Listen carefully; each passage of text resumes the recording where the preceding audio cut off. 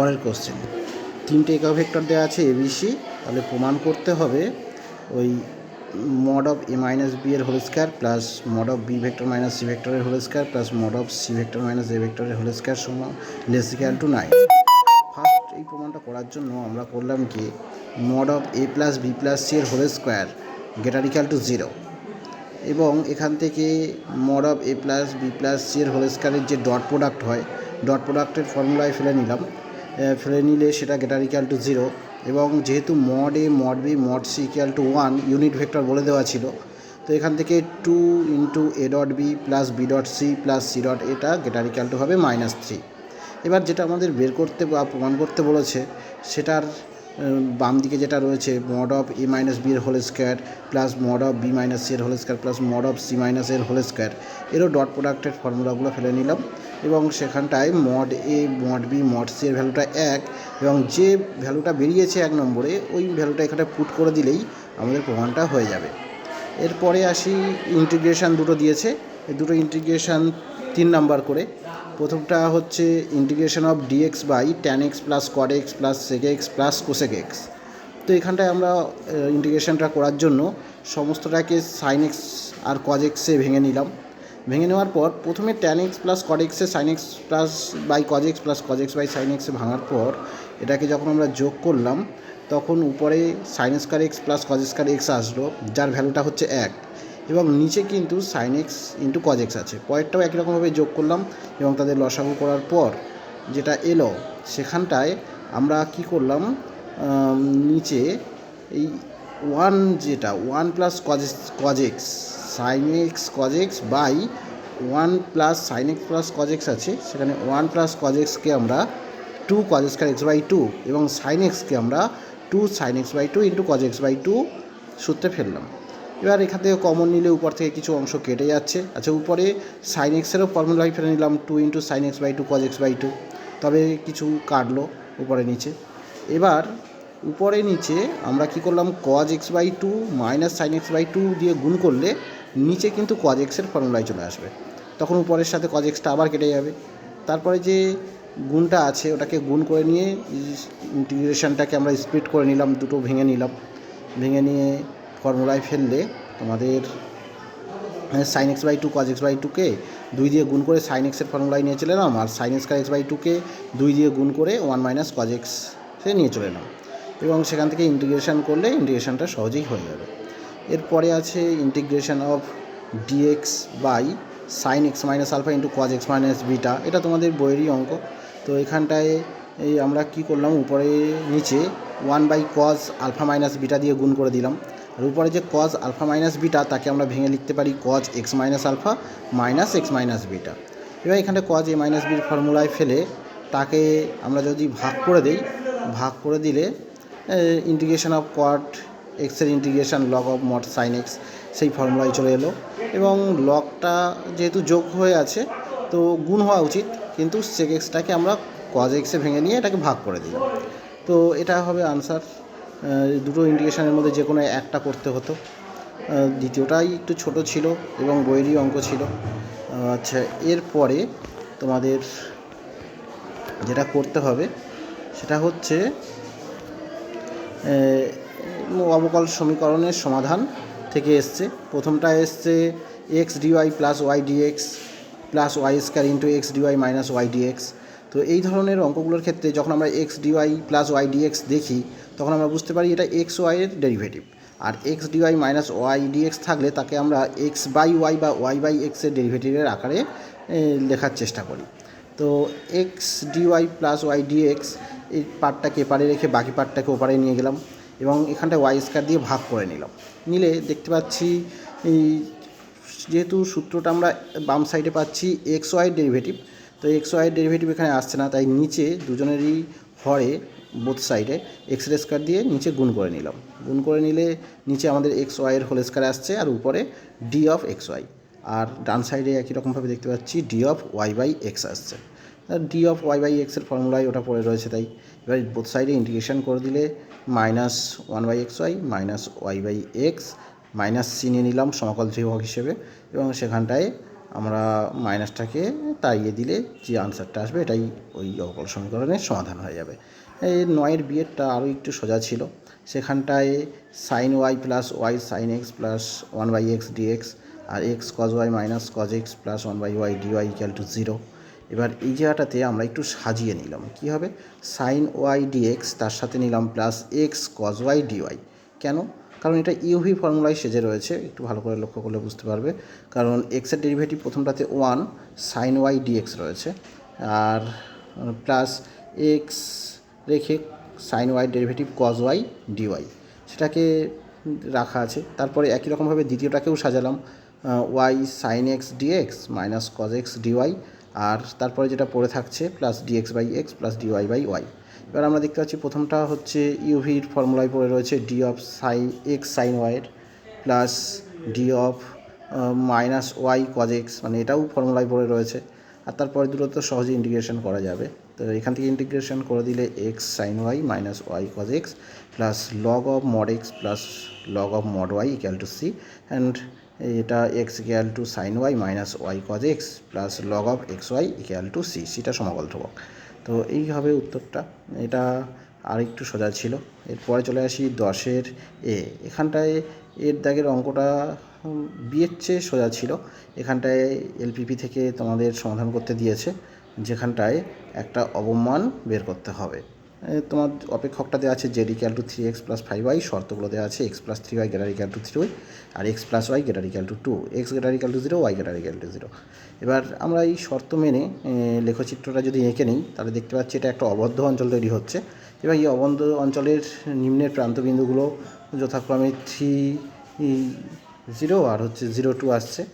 আর তো এই যে সরলরেখা অংশ যে দুটো সরলরেখা যে দুটো তৈরি করছে x plus 3y equal to 3 আর x plus y equal to 2, তাদের ছেদবিন্দুটা হয়ে গেল 3/2, হাফ। সেটা পাশের সমাধান করে আমি দেখিয়ে দিয়েছি। তো এখানটায় এই তিনটে বিন্দুতে আমরা জেডের ভ্যালুটা বের করে দেখতে পাচ্ছি যে জেড মিনিমাম যেটা সেটা হচ্ছে 7, যখন এক্স সমান 3/2 আর ওয়াই সমান হাফ। এটাই হবে উত্তর। এই অঙ্কটা কিন্তু সোজা ছিল, পরেরটা আমার তুলনামূলকভাবে একটু কঠিন মনে হয়েছে। এটা হচ্ছে যেটা দুটোর মধ্যে একটা করতে হতো। তো বিয়ে এখানটায় চরম মান বের করতে দিয়েছে, যেখানে অপেক্ষকটা দিয়ে দিয়েছে Z equal to 5x plus 7y এবং শর্তগুলো দিয়ে দিয়েছে x plus y less equal to 4, 3x plus 8y less equal to 24 আর 10x plus 7y less equal to 35, x y greater equal to 0। এবার এই প্রদত্ত শর্তগুলো মেনে আমাদের প্রথমে লেখচিত্রটা এঁকে নিতে হবে। এবার লেখচিত্র এঁকে নেওয়ার পর এদের ছেদবিন্দুগুলো বের করতে হবে।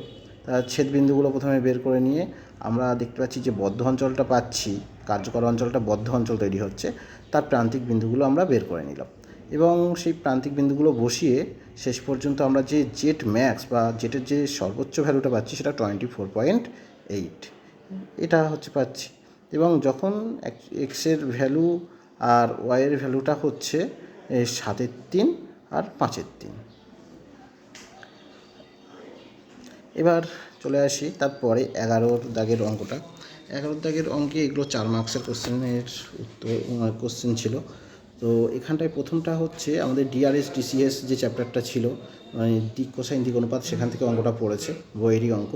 তো এখান থেকে দুটো সমীকরণ দেওয়া আছে, L A square L plus B square M plus C square N equal to 0 আর M N plus N L plus L M equal to 0।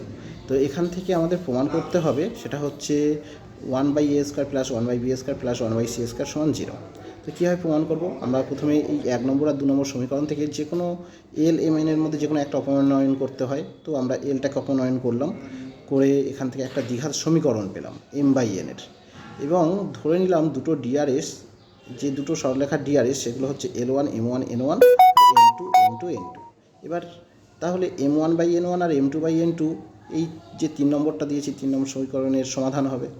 তো এখান থেকে আমরা জানি যেহেতু দ্বিঘাত সমীকরণ, তাহলে বীজ দুটোর গুণফল হবে C/A এরকম ফর্মুলায়, তাহলে M1 × M2 by N1 × N2 সমান হবে C square by B square. তো এখান থেকে M1 × M2 সমান বাই, এটাকে একটু সাজিয়ে নিলাম 1/B square equal to N1 × N2 by 1/C square. এটাকে আমরা 4 নম্বর দিয়ে নিলাম। একই রকমভাবে যদি আমরা এমটাকে অপনয়ন করতাম 1/2 থেকে, তাহলে আমরা পেতাম L1/L2 বাই 1/A স্কোয়ার সমান N1 × N2 by 1/C square. এবার এই 4 আর এই 5 এই দুটোকে একসাথে করে দিলে আমাদের এই প্রমাণটা L1/L2 by 1/a² equal to M1/M2 by 1/b² equal to N1/N2 by 1/c² equal to k আসবে। k ধরে নিলাম। এবার এখান থেকে L1 L2-র ভ্যালু, M1 M2-র ভ্যালু আর N1 N2-র ভ্যালুটা বের করে নিলাম। যেহেতু সরলরেখা দুটো লম্ব বলে দিয়েছে, তাহলে তাদের ডিআরএসের গুণ করে যোগফলটা হবে 0। সেখানটায় L1 L2 M1 M2 ও N1 N2-র ভ্যালুটা বসালে আমাদের প্রমাণটা চলে আসবে। আচ্ছা, তোমাদের 11 হচ্ছে 4টের মধ্যে দুটো করতে হতো, কিন্তু এখানটায় 11 বি এবং সি দুটোই সমতল চ্যাপ্টার থেকে চলে এসছে, যেটা তোমাদের আউট অফ সিলেবাস 4 মার্কস করে। যারা অ্যাটেন্ড করবে তারা এখানে ফুল মার্কসটা পেয়ে যাবে, 4 + 4 8 নম্বর। যারা অ্যাটেন্ড করবে না তাদের কী হবে আমি জানি না। যাই হোক, এরপরে ধরো 11D-টা কী বলেছিল, একটা সরলরেখা দিয়ে দিয়েছে আর একটা বিন্দু দিয়ে দিয়েছে। বলেছে ওই বিন্দুর প্রতিবিম্ব বিন্দু বের করতে হবে সরলরেখার সাপেক্ষে। তা সরলরেখাটা x/1 y-1/2 equal to z-2/3 আর বিন্দুটা হচ্ছে 1 6 3। তাহলে প্রথমে আমরা পাদবিন্দু বের করে নেব। ওই 1 6 3 বিন্দু থেকে সরলরেখার উপরে যে পাদবিন্দুটা, লম্ব পাদবিন্দুটা পাওয়া যাবে, সেটাকে আমরা ধরে নিলাম। তোমরা জানো সরলরেখার উপরে বিন্দুটা যেহেতু রয়েছে, তাই সরলরেখার ওখানটায় আর ধরে x-এর মান পাবো, আর y-এর মান পাবো 2r+1 আর z-এর মান পাবো 3r+2। তো সেখান থেকে আমরা পাদবিন্দুটাকে ধরে নিলাম কিউ নাম দিয়ে। তাহলে PQ সরলরেখার ডিআরএস বের করতে হবে। তো তাদের কোঅর্ডিনেটগুলো বিয়োগ করে দিলেই আমরা ডিআরএসটা পেয়ে যাই। সেইভাবে PQ সরলরেখার ডিআরএসটা বের করে নিলাম। আর যে সরলরেখাটা দেওয়া আছে ওই সরলরেখাটার তো ডিআরএস তো সরাসরি বলা যাচ্ছে 1 2 3। তাহলে এই যে PQ সরলরেখা প্রদত্ত সরলরেখা, এরা তো পরস্পর লম্ব, তো এদের ডিআরএসের গুণ করে যোগফলটা হবে 0। সেখান থেকে আর এর ভ্যালুটা পেলাম, আর আর এর ভ্যালু পাওয়া মানে কিউ বিন্দুটা ইজিলি পাওয়া যাবে। তারপরে আমরা যে প্রতিবিম্ব বিন্দু সেটাকে ধরে নিলাম আর দিয়ে, আলফা বিটা গামা। এবার যেহেতু আরটা প্রতিবিম্ব বিন্দু পি এর, তাহলে পি আর এর মধ্যবিন্দুটা হবে কিউ। তাহলে মধ্যবিন্দুর যে শর্ত, তাদের যোগ করে 2 দিয়ে ভাগ, সেটার সমান কিউ বিন্দুটা হয়ে গেল। সেখান থেকে আলফা বিটা গামার ভ্যালুটা বেরিয়ে গেল 107। এটা হবে আনসার। আচ্ছা, 12 দাগের কোশ্চেন। তোমাদের দুটো ইন্টিগ্রেশন দিয়েছে 4 নম্বরের নির্দিষ্ট সমাকলের, এবং সেই সমাকলগুলো খুবই সোজা দিয়েছে 4 নম্বরের জন্য। তোমরা এরকম টাইপের অঙ্ক বইতে বহুবার প্র্যাকটিস করেছো। 12 সেটা দেওয়া আছে I = a to b integration, উপরে আছে fx dx, নিচে আছে fx plus f a plus b minus x. তো এই ফাংশনের ক্ষেত্রে আমরা সেই ফর্মুলাটা ইউজ করে নিলাম, যেটা হচ্ছে এক্সের জায়গায় লেখা যাবে a plus B minus x. তো সেটা উপরেও এক্সের জায়গায় a plus B minus x বসালাম, নিচেও বসালাম। বসানোর পর আমরা দেখতে পাচ্ছি যে এটা চলে এলো a to b integration, a to b, আর উপরে এলো f a plus B minus x, আর নিচে এলো f a plus B minus x plus fx। এটাকে আমরা 2 নম্বর দিলাম, আর প্রদত্ত যেটা ছিল সেটাকে 1 নম্বর দিলাম। এই দুটোকে আমরা যোগ করলে দেখতে পাবো লব আর হরটা সমান হয়ে যাচ্ছে। তো সেটা কেটে গিয়ে 1 এলো। তারপরে ইন্টিগ্রেশন করে দিলে আমাদের b মাইনাস a আসবে। তা যেহেতু আমাদের আয়ের ভ্যালুটা বের করতে হবে, যেটা আমরা ধরেছিলাম, তো আয়ের ভ্যালু হবে b মাইনাস a/2। খুবই সোজা ছিল অঙ্কটা। বি এর অঙ্কটা প্রায় সিমিলার টাইপের কোশ্চেন। তো I = আমরা ধরে নিলাম 0 to 2005 R dx/1 + 5 to the power sin x। তো এখানটাতে ওই একই রকম ফর্মুলায় ফেলে দিলাম। এক্সের জায়গায় বসাতে হয় a plus B minus x, এখানে a বলতে 0 আর b বলতে 2000π। তো সেই ভ্যালুটা এক্সের জায়গায় বসিয়ে দিলাম a plus B minus x. তো বসানোর পর আমরা দেখতে পাচ্ছি ওই সাইনের পাশে এসছে 2000π মাইনাস এক্স। এটা হিসেব করলে পাদ হিসেবে ভাঙলে এটা চতুর্থ পাদে আসছে, আর চতুর্থ পাদের সাইন সাধারণত নেগেটিভ মান দেবে। তো এখানটায় ওই জন্য হলো 0 to 2000π, উপরে dx, নিচে 1 + 5 to the power minus sine x. এবার আমরা কী করলাম, এই যে মাইনাস সাইন এক্সটাকে তাড়ানোর জন্য উপরে নিচে 5 to the power sine x দিয়ে গুণ করে দিলাম লব হরকে। তা গুণ করলে যেটা পাবো সেটা হচ্ছে 5 to the power sin x by 5 to the power sin x plus 1। এটাকে আমরা 2 নম্বর দিয়ে দিলাম। এবার 1 নম্বর আর 2 নম্বরের দিকে তাকিয়ে দেখলে বুঝতে পারবে যে এদের হচ্ছে হরটা সমান, লবটা যোগ করলে একই হয়ে যাবে। তো তাই 1 নম্বর 2 নম্বরকে যোগ করে দিলাম, দেওয়ার সঙ্গে সঙ্গে আমাদের উপর নিচে কেটে গিয়ে 1 আসলো, এবং তার ইন্টিগ্রেশন 1 x। তো এখানটায় আপার লিমিট এবং লোয়ার লিমিট বসিয়ে ইন্টিগ্রেশনের মানটা বের করলাম। সেখান থেকে বের করলে দেখা যাচ্ছে 1000π। এটা প্রুভ করতে দিয়েছিল, খুবই সোজা ছিল অঙ্কটা। এরপরে তোমাদের লাস্ট দুটো অঙ্ক, সেখানটায় 13-র প্রথমটা দিয়েছে, এটা ক্ষেত্রফল নির্ণয় করতে দিয়েছে সমাকলের মাধ্যমে। এখানটায় দুটো কার্ভ দিয়ে দিয়েছে, একটা হচ্ছে x = √3y আর একটা আছে x² + y² = 4। এদের দ্বারা বদ্ধ প্রথম পাদে যে ক্ষেত্রফলটা সেটা বের করতে হবে। তো প্রথমে আমরা কি করলাম, যে 1 নম্বর যেটা দেওয়া আছে আর 2 নম্বর যেটা দেওয়া আছে এদের ছেদ বিন্দুটা বের করলাম সমাধান করে। তো সমাধান করার পর এক্সের মান পেয়ে গেলাম √3। প্রথমে ওয়াইয়ের মান বেরোলো, তারপর এক্সের মানটা √3। তারপরে কি করলাম, তার একটা চিত্র আমি সাইডে এঁকে দিয়েছি যে কেমন হতে পারে। তো সেই চিত্র অনুযায়ী এই চিহ্নিত অংশের ক্ষেত্রফলটা আমরা দুটো অংশে ভাগ করে নিলাম। একটা হচ্ছে ত্রিভুজ ও এ এবং ওই ছেদবিন্দুটা, আর তারপরে যে অংশটুকুটা তৈরি হচ্ছে এ বি থেকে বক্রের অংশটা। তো প্রথমে 0 to a বিন্দু বলতে সেটা √3 y dx। এই মানটা আমরা ত্রিভুজের ওই সরলরেখা থেকে পাবো, অর্থাৎ /1 1 নম্বর থেকে পাবো ওয়াইয়ের মানটা। আর তারপরে এই √3 থেকে 2 পর্যন্ত যেহেতু বৃত্তের হচ্ছে ব্যাসার্ধ 2, তাই বি বিন্দুটা আমার হচ্ছে 2,0। তাই √3 থেকে 2 পর্যন্ত এখানটায় আমরা ওয়াইয়ের ভ্যালুটা ওই বৃত্ত অর্থাৎ 2 নম্বর সমীকরণ থেকে পাবো। এখানটায় এবার সাধারণভাবে ইন্টিগ্রেশনটা করে দিতে হবে, করে দিলে তোমার উত্তরটা বেরোবে π/3 বর্গ একক। যাই হোক, এর পরের অঙ্কটা তুলনামূলকভাবে আগেরটার চেয়ে একটু কঠিন। সেটা হচ্ছে x² + y² = 1 আর x + y = 1। এই দুটো বক্র দ্বারা যে ক্ষেত্রফলটা তৈরি হবে সেটা বের করতে হবে। তো প্রথমে আমি চিত্রটা একটু ভুল আঁকা হয়ে গেছিলো, পরে আমি কালো কালি দিয়ে ওটা চিহ্নিত করে দেখিয়েছি যে ক্ষেত্রফলটা এইরকম হবে। তো এখানটায় আমরা দুভাবে প্রথমে কি করলাম, ত্রিভুজ ও এ বি, এই ও এ বি ত্রিভুজের ক্ষেত্রফলটা বের করে নিলাম।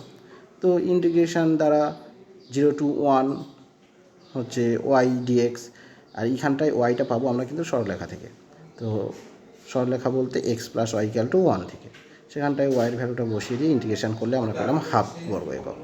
তারপরে সম্পূর্ণ বৃত্তের ক্ষেত্রফল, অর্থাৎ পুরো বৃত্তটার ক্ষেত্রফল আমরা প্রথমে বের করে নিচ্ছি। পুরো বৃত্তটার ক্ষেত্রফল 4 × 0 মানে প্রথম পাদের ক্ষেত্রফলটা বের করলে তো তাকে 4 দিয়ে গুণ করলে হয়ে যাবে।